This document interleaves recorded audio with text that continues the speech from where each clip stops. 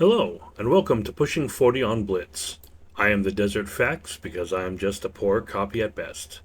Now, today we're going to go ahead and watch a couple replays and review the American Heavy Tier 8, the T32. It is the next in line in succession after the T29, and it has some big shoes to fill. And the truth of the matter is that it does all that quite effectively, the quite appropriate successor in the line.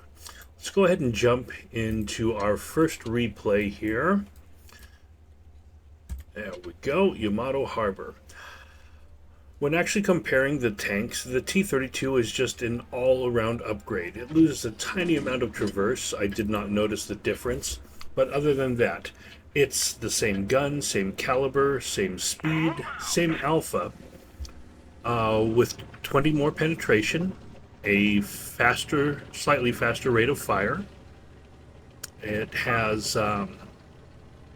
let's see, more armor, better power to weight and effective power to weight ratio, more hit points. I mean, all in all, it is an absolute upgrade on the T29, and yet it doesn't get talked about like the T29. In fact, I've straight up heard people say, oh, the T29 is awesome, but the 32 is trash. It's not a trash tank. It's actually very good. In fact, its turret is smaller, which gives enemies a smaller target. And again, like I said, with better armor, huge upgrade on the armor of the sides of the turret. And that just helps a little bit with the angling. Won't be as easy to pen them if you aren't directly facing them. Now, while it does have more armor, again, because you're in Tier 8 now, and also potentially facing Tier 9s fairly often, they have that penetration that allows them to fight 10s, which is why you will start running into things that will be able to penetrate your hull when you're fighting hull down. And that could be the reason why it's just not spoken about as fondly as the T29, because the T29 just has this god tier turret armor in Tier 7. Either way, this has been a fantastic tank. It actually was one of the later heavy tanks for me to grind. And so when I actually going through, after everything I'd heard about it, I was pleasantly surprised to find that it was just a fantastic tank to play. Jumping back here, we're going to go ahead and get around to that Samurai. I was thinking, well, maybe he won't be able to, but he did. He finished clearing it. Take out this IS right here. Don't know what he was thinking.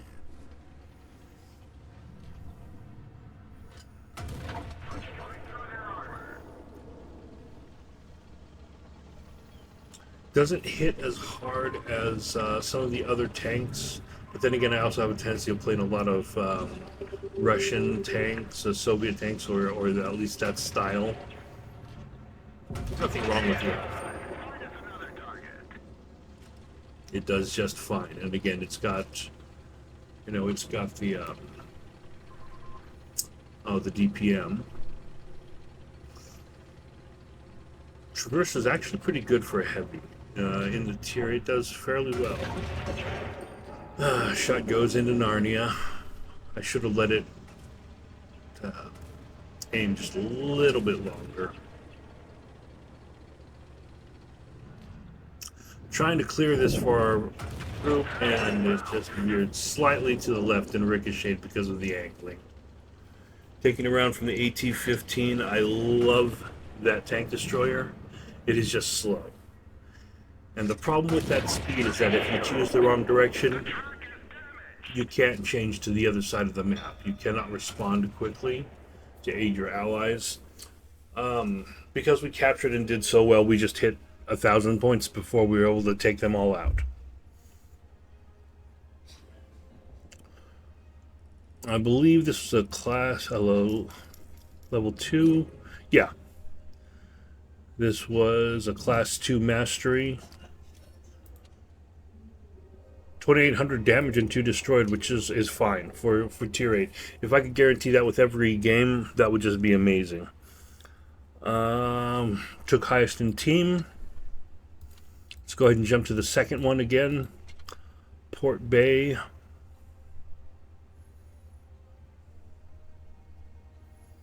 Initially, I thought this was actually a slightly different replay in which I actually ran to the medium side because no one did it, but no one did. But it wasn't that. It wasn't this game in particular. Our mediums actually went to their side. Let's see. As far as the tank, I was pleasantly happy with it. I think this will be the last in the American heavies as far as tech trees I do for a while because my intent is to go up to tier 8 with all of them. There are plenty of other people like Droodles that do tier 10s and tier 9s as well. They have a better feeling for that level of game. And again, honestly, I really think that people need to focus the most on getting up to tier 8 and playing in tier 8, 6, 7, 8. These are tiers in which you're going to just learn to deal with lots of tanks, different types of fighting styles. It's a little bit more forgiving. By the time you hit 9 and 10, you can make a mistake, just one misplay, and just instantly get deleted.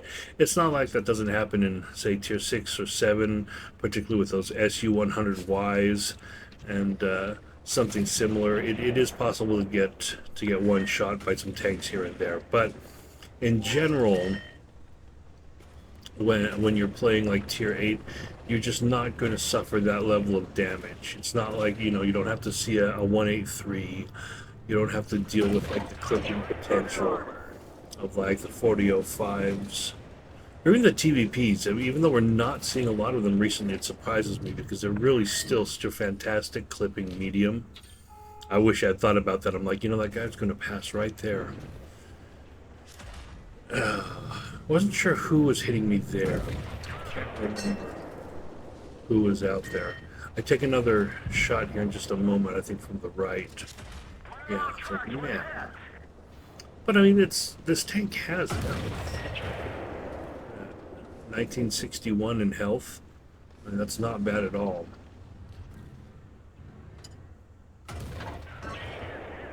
And this gun has better dispersion and aim time than the T29. So I was actually really happy with this. It's actually quite a nice little gun in my opinion. I say little gun. 310 Alpha is not little, but it's not giant either. It is, however, a fantastic gun to just do what you need to get done.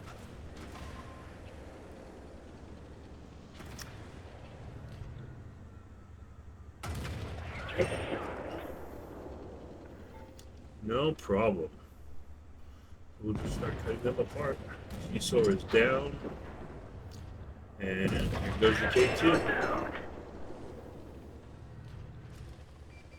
And we're just able to slip shots in like that rather quickly because, again, like I said, the dispersion, the aim time, it's just fast.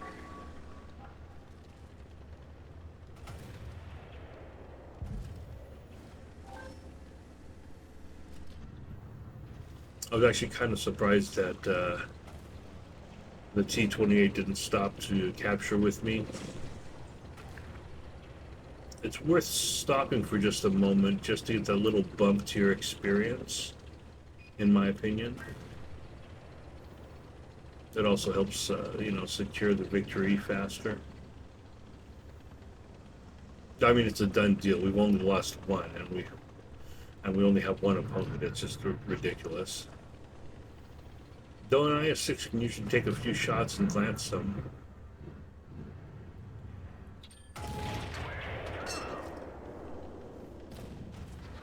It's an easy shot. I don't think we even get another. Yeah, it's already 1,000 points. Close. We almost had a kill shot there, potentially.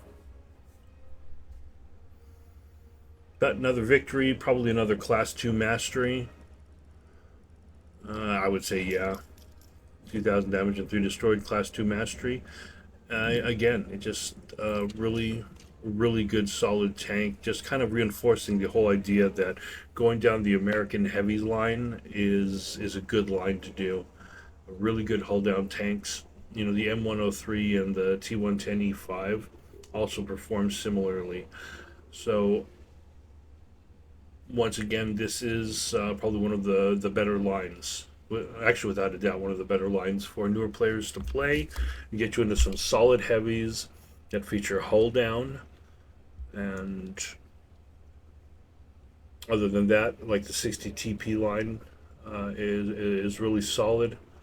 Both of them I suggest for newer players, and I like the VZs. I really enjoyed that line. They didn't seem to stand out in any way until I realized it was actually just fantastic holding tanks. So until next time, this is the Desert Facts, wishing you good games, good sportsmanship, and good luck. Please like and subscribe to support the channel. Thank you.